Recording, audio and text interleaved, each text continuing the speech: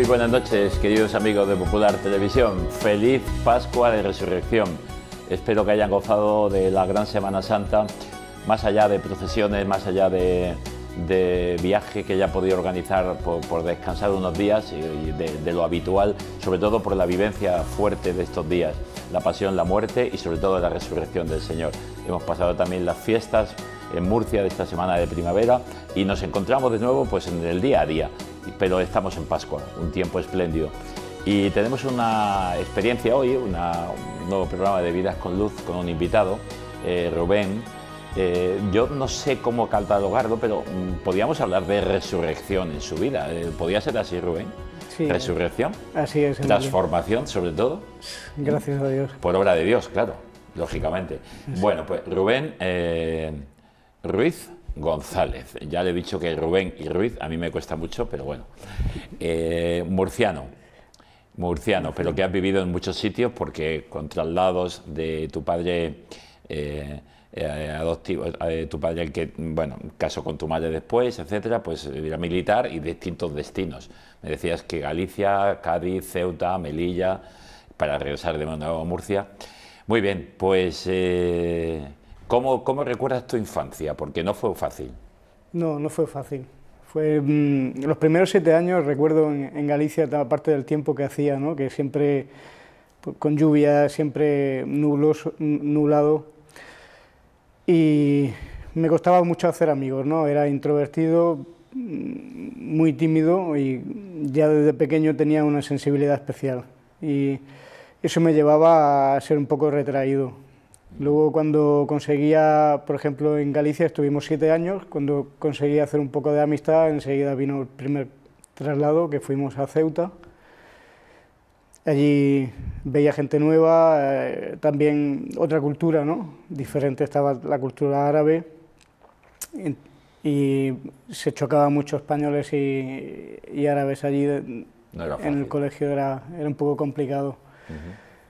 Y recuerdo mucha soledad, ¿no? Mucha soledad y en parte pues esa tristeza que va llevando desde pequeño de no poder hacer amistad. Pero esos destinos vienen porque tú a los 3 años, tus padres se separan, ¿no? Sí. Tus padres se separan y luego tu madre rehará su vida con un militar, ¿no? Sí. Que es el que te adopta como hijo en este momento, es tu padrastro, y es el que es militar, entonces con los distintos destinos tú vas llevando. Y dices que el trato tampoco era muy bueno con él, ¿no? ¿Por qué? ¿Por rebeldía tuya? ¿Qué pasaba? Sí, en parte era por rebeldía mía, por esa falta de aceptación de mi padre biológico. Yo lo viví como un abandono, ¿no? Como que a mí no me quería y mi madre lo abandonó porque él tampoco se preocupaba. De profesión era músico y prefería estar tocando en el metro de Madrid a buscar un trabajo fijo y estable. Y cuidar de la familia. Y cuidar de la familia.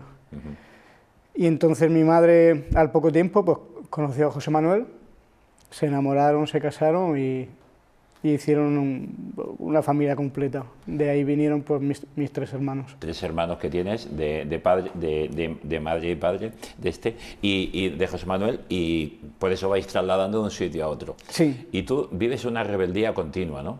Sí. Los estudios no van bien, desde pequeño esos traslados, no hacer amigos, pues te lleva un poco a dar la nota. Pero por buscarte a ti mismo, por decir no estoy a gusto, ¿cuáles son las motivaciones? Yo con el paso del tiempo me he dado cuenta de que lo único que buscaba era ser el protagonista para sentirme querido, ¿no? Como llamar la atención. Sí, lo que buscaba, pero al ser pequeño no lo entiendes. Y lo único que estás buscando es eso, es esa rebeldía para llamar la atención. Para al final esa carencia que necesitas en el interior, buscarla. Y en cuanto al tema de la religión, de la fe, tu madre era de una familia creyente, tú te creas también un poco, haces la primera comunión, ¿no? ¿Cómo recuerdas los años de infancia con la celebración de la comunión y con la fe? ¿Era intenso? ¿Era simplemente superficial? ¿Cómo te marcó algo? Mi familia es cristiana, toda católica. Yo recuerdo de pequeño por ir a misa los domingos, ¿no? Todos reunidos con toda la familia. Yo lo vivía como una obligación, de ir a misa por obligación. Luego me chocaba mucho el tema de algunos sacerdotes que salían en televisión o algunos en el periódico, ¿no? De que algunos eran pedrastras, otros faltaba dinero en las iglesias. Entonces, o sea, la noticia típica de la realidad de pecado en la iglesia, sobre todo de sacerdotes, a ti pues ibas por obligación, te llevaban de pequeño a algo que no querías y vivías esa rebeldía, y encima había pues un pecado en la iglesia de determinadas personas y eso te aleja más, ¿no? Claro, me hacía hacer muchísimos juicios, es decir, si este es pastor y guía a las personas, es el primero que está haciendo cosas malas, ¿qué clase de persona? Sí, cómo hacer guía, caso, ¿no? Sí. No es un ejemplo, ¿no? Efectivamente. Y todo esto te lleva también a un mundo del alcohol y la droga, ¿no? Sí, cuando terminé los estudios en Cádiz, que fuimos de Ceuta a Melilla, 3 años, y luego lo destinaron en Roldán, en la base militar. Y allí, yo una vez que prácticamente terminé la ESO, medio forzada, ¿no?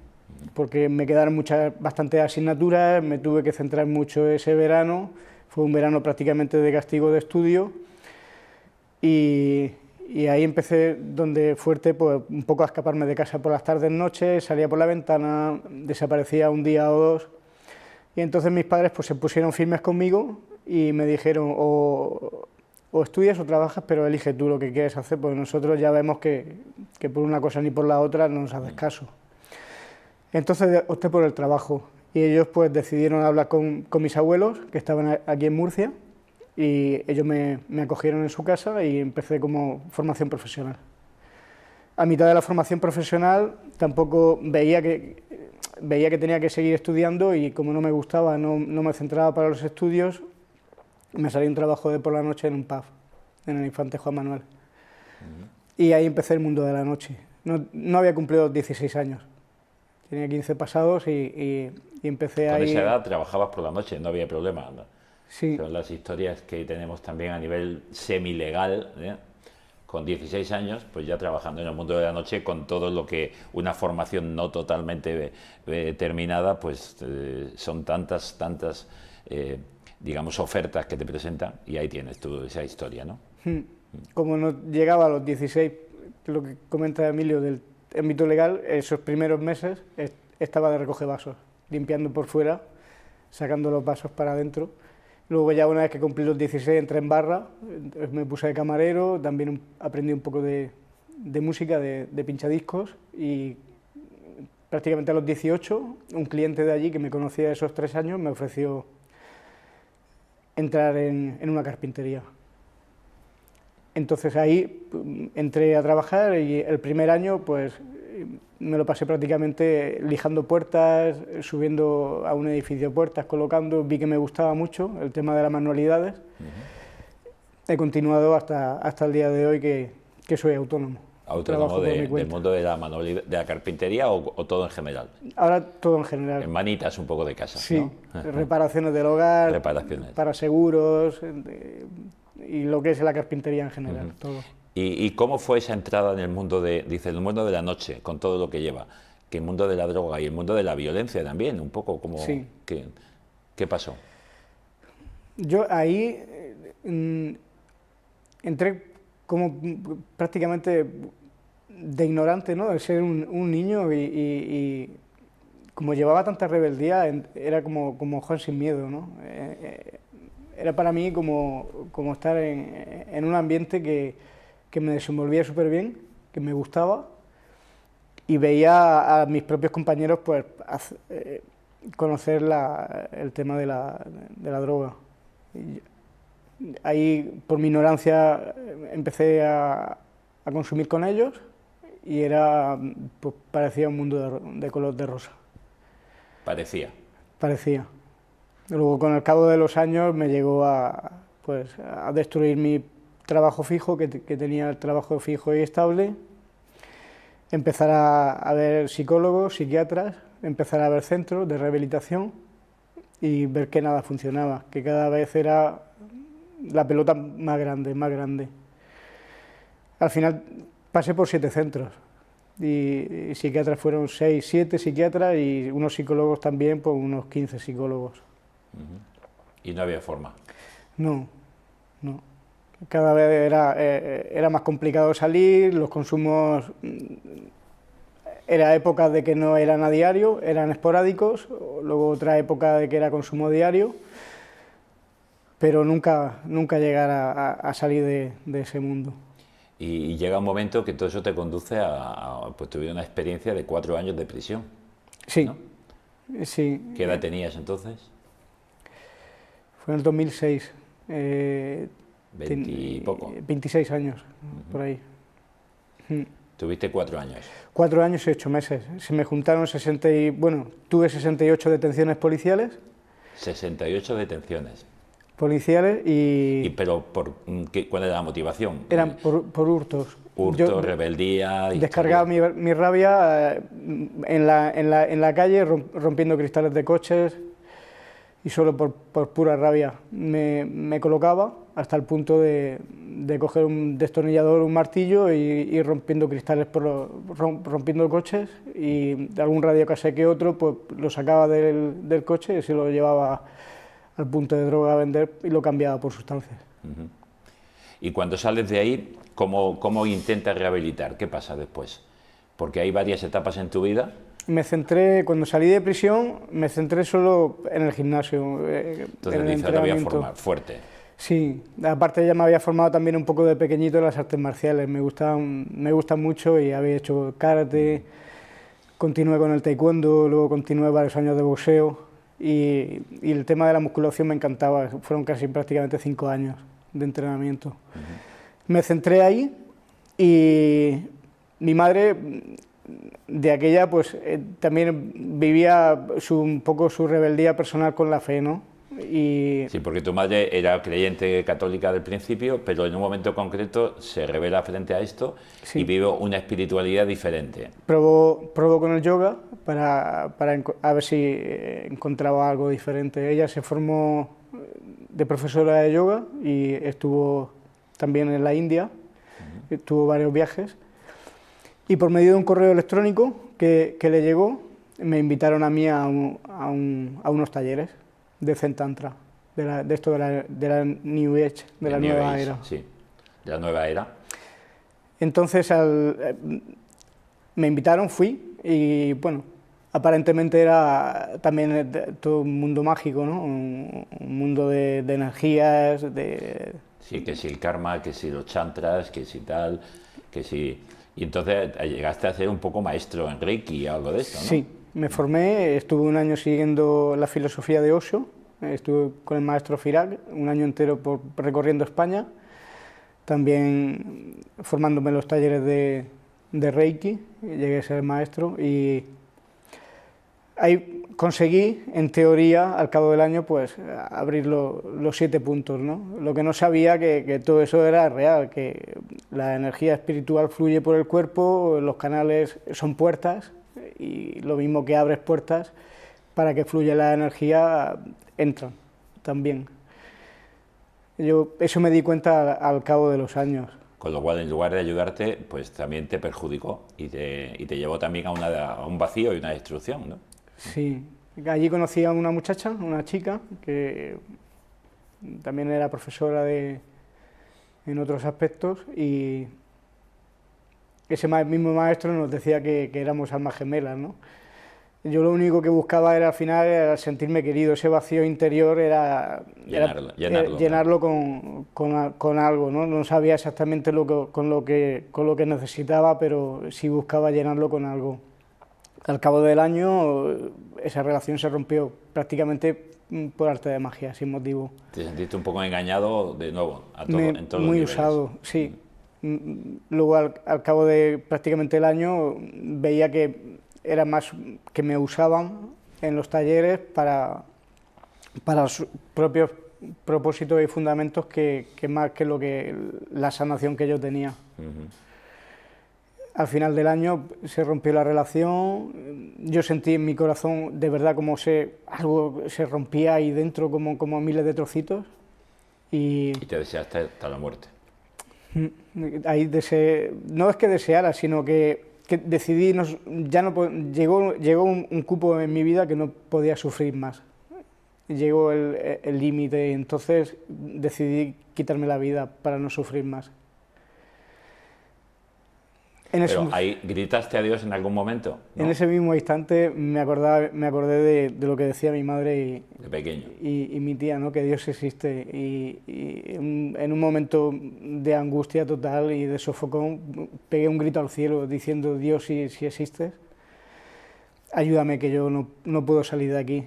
Y había escuchado, ¿no? en este año por miles de dioses, ¿no? Bueno, de historia de espiritualidad sí, genérica, sí. Y sin embargo, si existes, si estás ahí, ayúdame. No sabía qué era ni quién, pero pegué ese grito al cielo y así fue. Y como Dios hace las cosas como quiere, pues parece que no te escucha, porque tú te metes otra vez en líos, buscas otra vez una violencia desmedida para ser, pues a ver si te matan o te apresan o te meten ya de una vez definitivamente tal, y vuelves otra vez al delito, ¿no? Y como Dios hace las cosas, ¿qué pasó? Porque luego te apresan, pero aquí hay algo que dices, bueno, esto es o existe Dios o la casualidad, y la casualidad para un creyente no existe. Por tanto, ¿qué ocurrió? Pues esa misma noche que había decidido quitarme la vida, fui a comprar sustancias pues, para hacerlo, ¿no? Cuando las consumí me coloqué muchísimo y a las 2 de la madrugada exploté por la calle y por lo que volví a reincidir en lo que había hecho anteriormente y la Policía Nacional me paró los pies. Lo único que iba buscando era eso, la provocación para encontrarme a alguien por la calle para que pues, como no era capaz yo, por mi cobardía, de quitarme del medio, que alguien lo hiciera por mí. Que alguien lo hiciera. Al final me detuvieron otra vez. Pasé por los me metieron en los calabozos y fue un viernes antes de Semana Santa del 2013. Me iban a pasar por juicio. Vas a la sala de juicio y ahí ocurre algo. Sí, me dejaron para los últimos porque mi abogado no se personó, el abogado de oficio. Entonces tuvieron que llamar a otro y veíamos como las personas que iban pasando por el juzgado de guardia, todos iban para prisión provisional. Y yo decía, madre mía, digo, yo con mis antecedentes... El antecedente de 4 años, y así, reincidente, y ahora pues... El primero que también voy a prisión provisional y luego ya pues la que me caiga encima, ¿no? Pues llegó la tarde y vino otra abogada y me dice: Rubén, dice, ten paciencia, dice, sabemos que llevas todo el día aquí, dice, estoy intentando hacer lo imposible, dice, pero es que se han roto los ordenadores y no hay manera de hacer las cosas, y dice, estamos haciendo las cosas a mano, dice, no pueden ver tu historial. Dice, eso en parte es muy bueno, dice, porque dice, sé que tienes antecedentes, dice, y lo mismo no te van a subir a prisión provisional, sino que vas a poder salir de aquí y luego tienes que arreglar las cosas. Digo, yo no me lo creía, estaba así, incrédulo total, y así fue. O sea, que los ordenadores dejaron de funcionar, sí, con lo cual no pudieron ver tus antecedentes y te dejaron ahí mientras se declaraba el juicio de la historia, pues en libertad un viernes. Sí, salí en libertad y bueno... Y gracias a tu tía... Me acuerdo que mi tía y estaba mi primo, que rezaban y le rezaban a la Virgen para que pudiera salir ese día de los calabozos. Y mi tía fue que me dijo, dice, mira, dice, yo dice, en todos los años que llevo con mi fe y de creyente, dice, nunca había sentido una cosa tan fuerte en mi corazón de que Jesús te estaba ayudando esta tarde. Dice, dice, empieza a creer, dice, que es el mensaje que tengo que transmitir, dice, porque nunca había sentido una cosa tan fuerte como que Dios te estaba ayudando, ¿no? Mi respuesta fue decirle, así es, dice, porque en todo mi transcurso delictivo que había pasado por juzgados nunca me había sucedido una cosa así. De que se hubieran roto, de que con mi historial hubiera salido. Y entonces me salió del corazón decirle, es verdad, existe algo, mañana vamos a misa. Y dice, pero tú a misa, y sí, tenemos que ir al ermitorio de la Luz a las 11. Fuisteis a la misa de 11 del ermitorio de la Luz y allí también sentiste que alguien te hablaba. Allí fue sentarme en el último banco, Luis, y desmoronado, roto, perdido, cerrar los ojos en el último banco y decirle, salir, no decir, sino salir una pregunta interior del corazón, ¿no? ¿Qué es lo que quieres de mí? Y escuchar la voz de Jesús diciéndome que estés junto a mí. Quiero que estés junto a mí. Así fue. Y abrí los ojos, miraba para los lados, no había hombre alrededor mía. A mí me entraron convulsiones, empecé a llorar en aquel momento y bueno, me tiré cerca de casi las 5 horas sin poder parar de llorar porque me había dado cuenta de que Dios existía y no solo que existía de palabra, de boca a boca, no, sino que se me había hecho presente en tu vida, que habías sentido, pero es una presencia especial de Jesucristo. Y entonces, bueno, pues inicias aquí un proceso que te lleva a decir, voy a ingresar en la comunidad terapéutica de... Sí. Antes de llamar a la comunidad Cenáculo, habíamos intentado llamar a los centros donde había estado. Y por los centros que habías pasado, de psicólogos, etcétera, sí. Y no había solución, no había sitio en ninguno, ni podías estar. Todos habían una negativa, o no había plazas, tenía que llamar dentro de un par de meses, claro, y con el juicio pendiente tenía que buscar algo. Por lo cual al final encuentras rápido. plaza en la comunidad Cenáculo en Barcelona. En Barcelona. Y ahí pasas 3 años y medio. Sí. ¿Y cómo es esa experiencia? Los primeros 6 meses prácticamente todos los días me quería marchar. Porque de tener una experiencia fuerte de fe y de ser un converso, ¿no? De creer en algo, a saber que ciertamente existe, pasar a ese mundo totalmente limpio de oración, trabajo y amistad. Que eso, ahí es un compañero, ¿no? Ese es mi primer grupo, sí. Uh-huh. Y esos meses difíciles. Pero los primeros 6 meses muy difíciles, sí, porque te levantas a las 6 de la mañana, en 20 minutos prácticamente tienes que estar preparado y a las 6:20 estás en capilla, lo primero que es el contacto con el Señor. Sí, oración y trabajo. Sí, claro, estás rezando 3 rosarios diarios, más el trabajo, más la amistad verdadera, ahí la mentira no existe, tienen las patas muy cortas. Y yo venía de un mundo de mentira, de doble vida, y entonces me costó muchísimo verme a mí mismo y romper todas esas máscaras de la falsedad y la mentira. Uh-huh. ¿Y el siguiente paso? ¿Sales de aquí y qué? Salí de la comunidad y bueno, a mí me encantó la comunidad. De hecho, escribí a los sacerdotes de la comunidad y todo para quedarme. Pero me dijeron que mi vida estaba fuera y que tenía que superar fuera Claro. Las dificultades.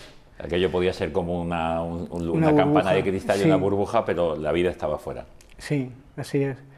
Y salí y nada, el primer año estuve con los 6 primeros meses me ayudó Monser Emilio, que era un sacerdote de Tarragona, que ayuda mucho a la comunidad, y él me echó una mano para salir. Estuve en su casa viviendo, restaurando su parroquia, y luego me fui a Valencia a vivir. Allí, pues, en la soledad y el encontrarte solo nuevamente con la realidad, pues me era difícil, pero gracias a la oración y a la Eucaristía y a la confesión, pues me fui manteniendo, fui superando las dificultades. Y todo va avanzando estupendamente, pero claro, como el demonio existe y el mal existe, y tú mientras estabas en el mal y en el mundo de la violencia, de robo, de tal y de la droga, pues el demonio dice, ya tengo uno ganado, pero ahora te habías perdido y entonces sí. Tiene que actuar, y eso no lo esperabas tampoco. No. Porque cuando todo iba bien, bueno, aquí aparece Adela aquí en este momento. Sí. En este momento, de todo feliz, aparece Adela. Aparece Adela. ¿Quién es Adela ahora? Adela es mi actual mujer. Mi actual mujer, por la gracia del Señor, que bueno, ahora compartimos vida y con tres preciosos niños. Niños que se llaman. Se llama Marisol y... Esta es vuestra boda. Sí. ¿Dónde fue? En el Monasterio de la Luz. En el Monasterio, no podía ser otro sitio. Ahora veremos una foto con tus niños que son, ¿cómo se llaman? Marisol, Rubén y Abraham. Marisol, Abraham y Rubén. Perfecto. Pues bueno, y todo va feliz, la vida empieza fantásticamente, sí. Pero de nuevo, otro día, también en el eremitorio, ¿qué pasa? Pues fue el día del Padre Pío y el cumpleaños del Padre Francisco, de 2018, si no recuerdo mal. Fuimos al Padre Francisco porque lo conocemos de bastante tiempo, desde mi conversión, y bueno, era su cumpleaños, pues decidimos ir. El Padre Pío también lo tenemos mucho como santo devoto de nuestra familia, y aparentemente entramos por la iglesia, todo bien, fue sentarnos, empezar la misa y entré en trance. Entré en trance y lo que no sabíamos ninguno ni lo que habíamos esperado es que había sido poseído. Una posesión. A través de...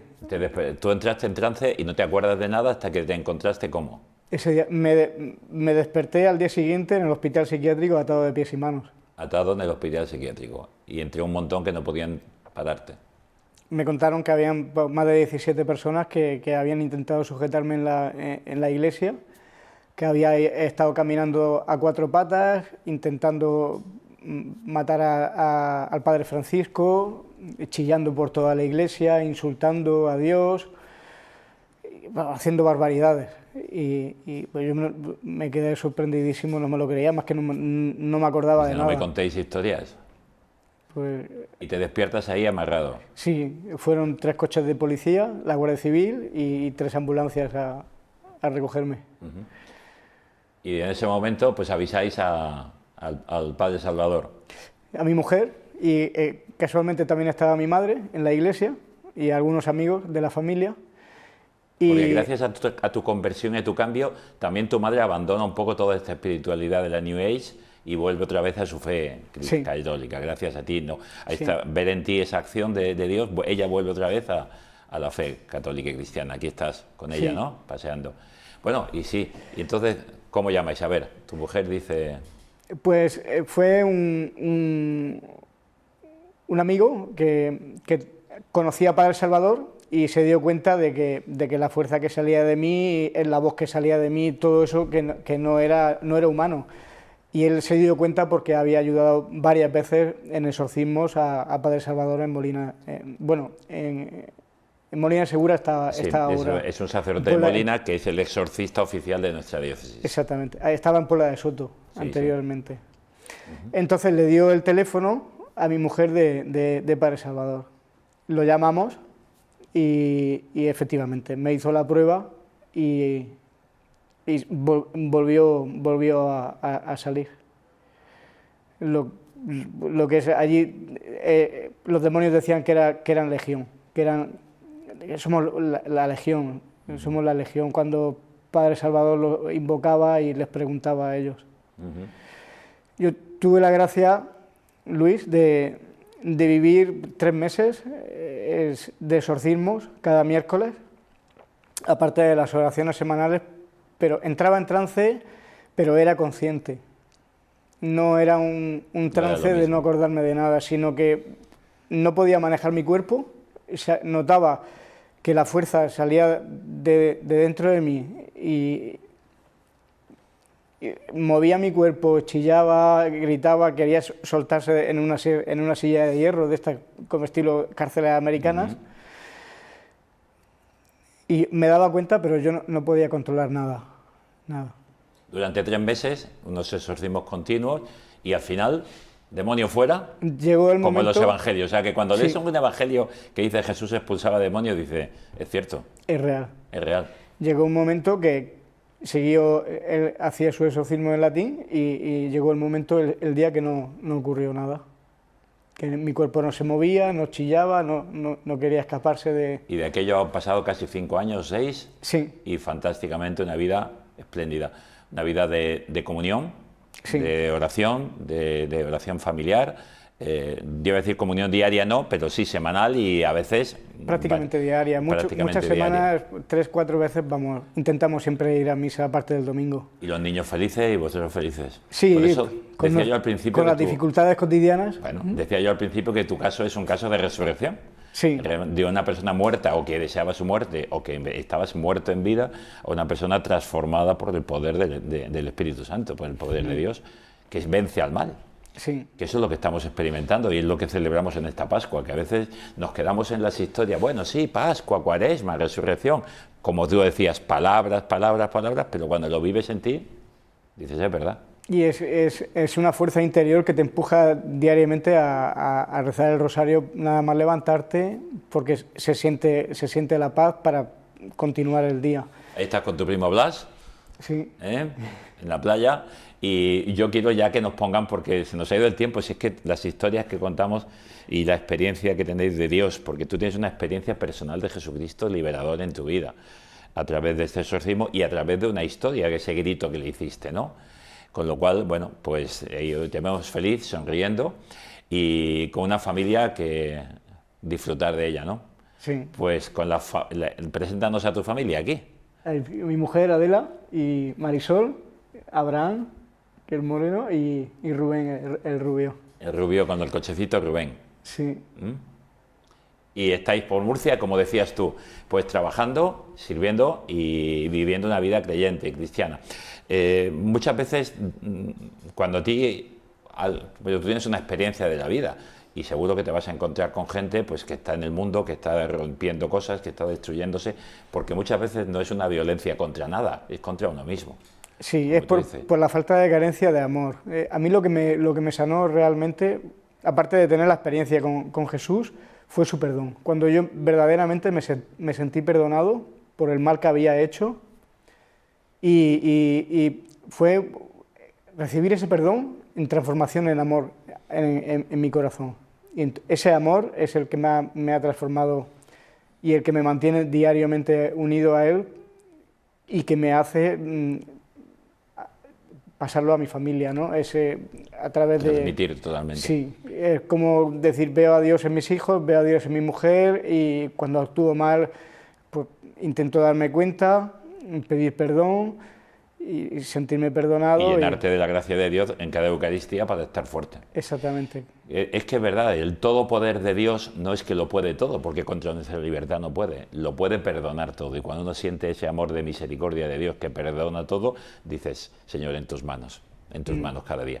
Pues Rubén, muchísimas gracias por tu valentía, por tu experiencia, por contarnos tu caso y por decir, Dios existe, Dios es fuerte, Dios es todopoderoso y su Espíritu puede sobre todo. Sí, y el arma más poderosa que existe es el perdón. El perdón. El perdón, el arma más poderosa, que se transforma en amor, como tú decías. Y que nos quiere a todos, a que está más metido en el más allá de las tinieblas. Él solamente está esperando a que demos un grito. El médico se siente más médico cuando cura una enfermedad grave que con una simple gripe. Dios es Dios y es amor y perdón, por tanto, busca al pecador. No quiere el pecado, ni el dolor, ni el sufrimiento, pero busca al pecador para rescatarle. Sí. Pues muchas gracias. A ti, Luis. Y a ustedes, señoras y señores, muchísimas gracias y nos han seguido hasta el final. Un caso especial, un caso, no habíamos tratado una realidad tan, digamos, concreta y fuerte en este momento, pero bueno, pues nuestra experiencia de vida nos va llevando a testimonios donde vemos que la existencia de Dios es verdad, que Dios es amor, que Dios es perdón y, como decía Rubén para terminar, que Dios nos ama a todos y cada uno y de un modo especial. Pues déjense amar por este Dios y sigan celebrando la Pascua con gozo en la espera de la fiesta de Pentecostés. Muy buenas noches y hasta el miércoles que viene, si ustedes así desean.